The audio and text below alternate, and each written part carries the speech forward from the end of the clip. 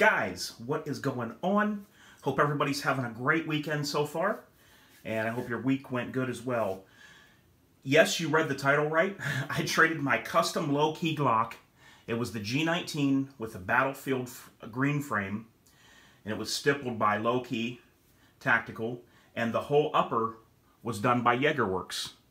It had milling done, it had a Vortex Venom red dot on it, and it had windows cut into the slide, and it was pretty much pimped out, so to speak.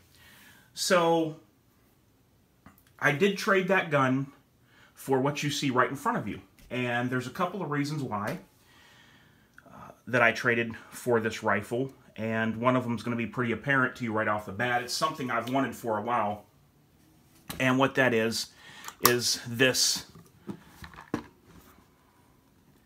billet lower by Spikes Tactical. And what this is it's the Warthog. Now these are probably their most expensive lowers that Spikes has. And we're going to go over everything, guys, that's on this rifle. And what, basically what I had into the Glock, and we'll kind of, compare, and I'll give you guys all the lowdown. I'm going to let you know what I had into that Glock. I'm going to let you know everything that's on this. And you can tell me what you think about the trade. Who knows? I just was having a hard time getting used to shooting with a red dot sight. I would love to try the real RMR. The Vortex Venom worked really well, but I'd like to try an RMR, but with the Vortex Venom, I didn't really give it enough time to get used to it, but I just didn't care for shooting with the red dot, and that's what that gun was set up for. So, this is a Spikes Tactical Warthog lower, and it is milled out of one-piece billet aluminum. This runs about $310 if you buy just the lower new. It doesn't come with the upper. And as you can see here, I'll give you a close-up shot. It's got the Warthog face, and then on the front right here, it's got it looks like nostrils from the Warthog. So you can see the front fang there and the teeth right there and the eye. I think it's really, really cool. And it also has a Spikes upper. The internals are a Spikes internal enhanced parts kit. It does have a Spikes Tactical buffer tube. It's got the Magpul MOE stock. I may be replacing this. And it does have the Spikes T2 buffer. It has, so you can see the Spikes logo right there on the upper. But it's this, the upper is not the billet. I wish it was, but it's not. Also, the charge handle is the BCM Gunfighter charging handle. That was on there. And the EOTech XPS2-0, and it's pretty much like brand new. The glass is clean, crystal clear, not a mark on it. Not even the screws on the EOTech are marred at all. And it is used, but nothing on it is marred or messed up at all. And he even gave me the box for the EOTech. It's got the papers in there. It's got everything in it that came with it. XPS2-0. It has the Troy Alpha battle rail on the front with these little covers on there. I like that. That's really cool. It has the AFG, just a standard flash hider. It does have a stainless fluted spiral barrel. I don't know if you're going to be able to see it under the handguard, but that is what is in there. The handguard is free float, so that should help with things, and it feels like a nice, solid rifle. I don't know how many rounds have been through it. Not really worried about it. The two of the main things that drew me to this rifle was the Warthog lower and an EOTech. Right now I have all aim points on all my gear, and well, not all of my ARs have aim points, but some of my ARs have aim points, and I have no EOTechs at the moment. And I thought, well, you know what? I'm going to go ahead and go with the EOTech. Now, I do know the issue of, if you're going into cold weather from warmth and, and sub-freezing temperatures, this could throw the reticle off. But I know enough guys that run these that's told me, don't worry about it. It's very, very extreme temperatures that could do that to these. So I'm not really that worried on that point. Guys, I also wanted to let you know real quick, I have a review coming up of this. This is a Kydex holster with the American flag front. It's for my Glock 43.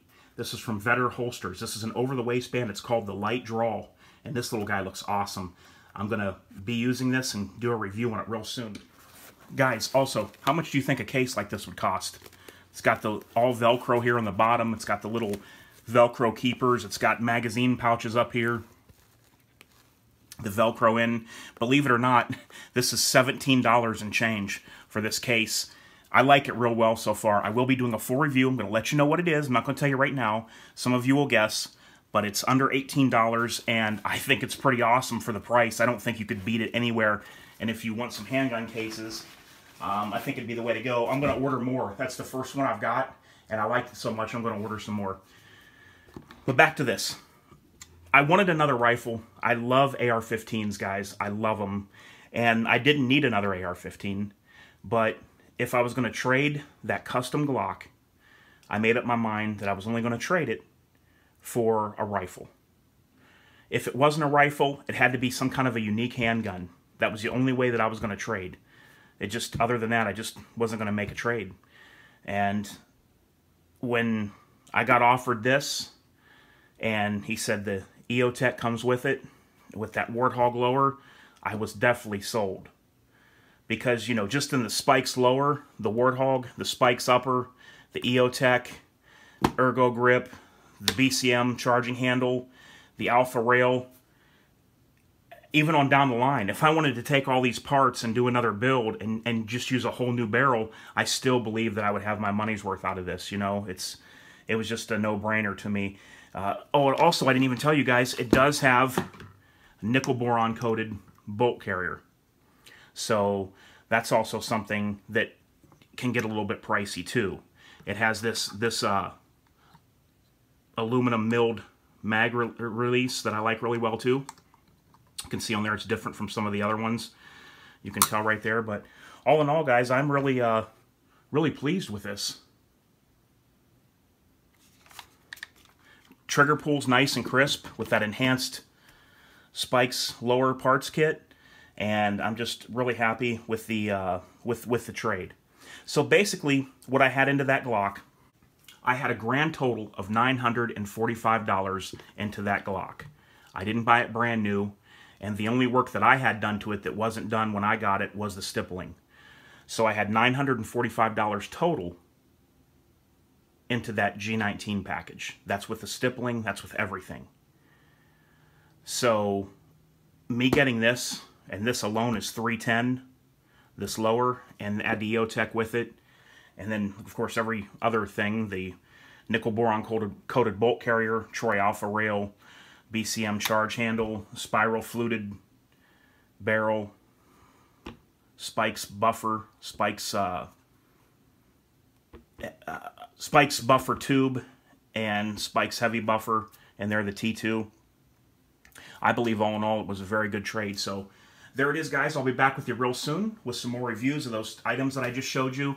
And if you're looking for a good pistol case, this is going to be the one to go with, guys. If you don't want to spend a lot of money, and we're going to see how it, you know, how it wears and how it uses. But I'm telling you what, guys, that pistol case feels really good. And I'm very, very impressed even with the way the Velcro is inside, how it's fully lined with Velcro. There's places out there that sell stuff like that that's charging $200. So for something that's under $18, you can throw pistols in, and we'll see how it works. All right, guys, until next time, I hope you have a great weekend. H4T, and I am out.